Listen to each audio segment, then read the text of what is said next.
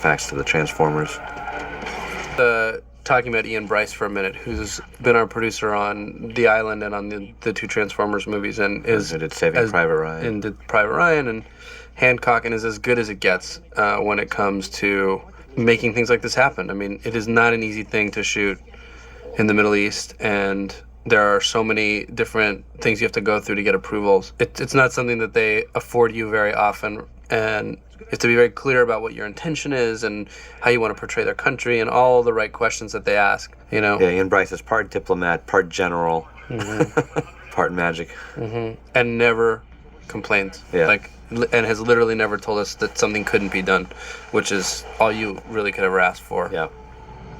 Example of we had a whole sequence written that ended up being condensed down to that one scene where Sam knew that he wasn't going to be able to pick up the phone and call the soldiers. So we wrote this whole scene that Michael was literally about to shoot until we were doing rehearsals, where Sam called Lennox and Epps' wives. In a coded way. In a coded way, and said, here's what I need you to tell them. And then they called their husbands in a coded way, told them how to get to the location in Egypt. And there was this whole sort of funny gag where the language of marriage was being used to convey information. Nobody cares. So, anyway, that all went away. From the first movie, we always kind of were inspired, actually, from the very first movie, to know that the military presence was going to be significant in terms of how the world would really react. And there's a great series of Transformers versus G.I. Joe, actually, where they are at first are enemies and then they team up. And that's very much kind of what the two movies represent. They'll make that movie one day. Well, G.I. Joe, as we're recording this, is about to come out this summer, so I'd be curious to see how that I can't wait to see it. goes. I'm really excited. And if so, then crashing these into each other would be a great thing for you to do. I found a movie that I produced in Chicago. And the guy. And it was a way to have some fun with the scene. The bit is right here. He's rounding the corner and he looks so stern. But my bit is when he touches the alien like this and just drags his finger across. Besides, there's room for everyone's sense of humor, including Michael's. My family. Of the movie? No. Michael would even admit that he wishes he had another week or two in the editing room to... The dream is always to have 2 hours, but we just had too much material. It's amazing the movie got released in time, frankly. Yeah. Part of the land. Pyramids at Giza. In Los Angeles, outside our stage. Like this part was shot in Los Angeles, and then we made the exact same set, full scale. I mean, it was actually we designed a small set piece off of an existing wall that's there in Egypt. That's where we shot some of the wide stuff. Very tight window to shoot. Yeah. Hazardous to your health.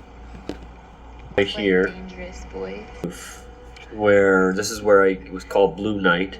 Blue Night, you get I'd say about 17, 18 minutes to shoot for your this is right when the sun drops and you've got that blue vibrant sky. The magic hour is the hour as the sun is dropping to the horizon, and then Blue Night starts after magic hour.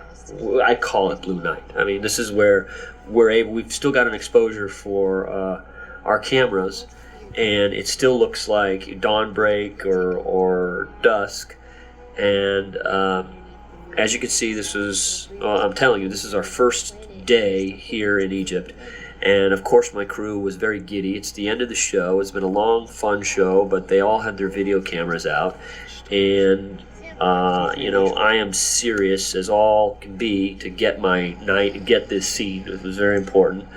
And around, and I kept seeing crew members kind of to it and taking pictures of each other, and they were on the roof. They had the nice pyramid behind them, and it was a big social hour. And literally, I had to raise my voice. I said, anyone pulls their video camera out again, they are getting on a plane tonight and going home. Okay? Got the scene until obviously now it's nighttime for her. You a gaff in the movie, and here it is right here. You don't feel it, but I'm just telling you as a director, this is when we ran out of night. And the problem was we only had 2 days here because it's very expensive to shoot there and do the company moves that we were doing to different parts of Egypt and then moving on to Jordan. It was a very tight schedule. I go up there more than any other director. Now, I don't know, but that's what they say. But I like going up there because that's where they get more instantaneous feedback. And the thing that screws an effects house is if they don't have access to the director. Some directors don't care about effects. I care about effects. I care about them a lot. And that's one of the magic things of this movie. These things look so friggin' real. You know, we're raising the bar of effects work. Because I am one known to push effects houses for quality and whatnot. And part of the thing with effects, you have to be on it. You have to be on it all the time. And it's always time. Time is always your enemy with effects. So some go off. Oh, I'll see the shot when it's close. I'm like, I want to see the shot like as it developed, what stage, how we're going to do it, what's the way to circumvent time, what's the way to make it really good. So you want to be on top of all that stuff. You want to get your animation locked in so they can start refining more light and work on the stuff that's really going to make it that 100% shot. To plus it out, we call it. So day one, you're on that job. You are focused on effects the whole way through. So it makes my job as a director just more, I guess, time-consuming because besides directing the movie, you now have to focus on all the minutia of all these shots. I mean, we call them visual effects, and I love how writers just say, oh yeah, ILM did all that. They don't just magically show up. These are shots we worked on sometimes for 18 months, and I'm talking about we work on it every week. And the amount of input, the amount of time we've spoken about some of these shots would just drive you nuts. Like this, and getting your crew 35 helicopter loads up to a place like Petra up here. What makes it so tough is the only way to get up here is helicopter. There's no way to carry your stuff up. This is Petra. Steven shot Indiana Jones at the bottom. That we built an interior set in Los Angeles, and then this is where it's kind of emulating what was over there. We added the arches and whatnot. This is basically just a square room when you're in Petra. But it is truly the biggest door you've ever seen. Why is it so big and it opens into a very small room? I'll never know. Construct the set here. This is in LA, where I had it next to a stage door because I wanted natural sunlight to filter through. A lot of DPs don't like this idea, but if you shoot it at the right time of day, we waited for the afternoon to shoot this scene. We shot it 2 days in a row, right when the sun was around 3:30. We had nice streaming in sun, and it's something you can't really imitate with lights.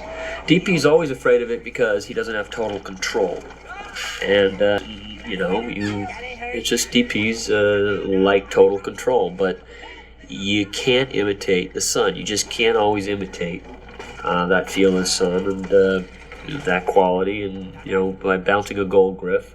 Ben wanted to light it a little different, and I'm like, Ben, we're putting a gold griff here to bounce it in. That's how we get these nice gold colors. Looks like the sun. It is the sun. Built set, which is combined with this set.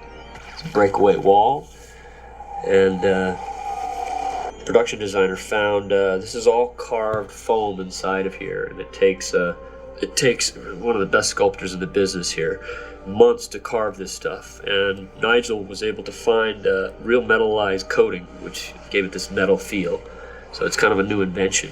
It's a light kind of spray kind of stuff. They were very excited about it. I mean, when I saw the look of it, I was very excited about it because it really makes it look like metal and it's not painted, and it was small. We're using flashlights here. We had a few little lights on the side, but the actors are actually lighting each other. And we're telling them where to put their flashlights and move them around. And then we had some additional ones that Ben or I would kind of move around, and they were lighting each other. It was pretty fun.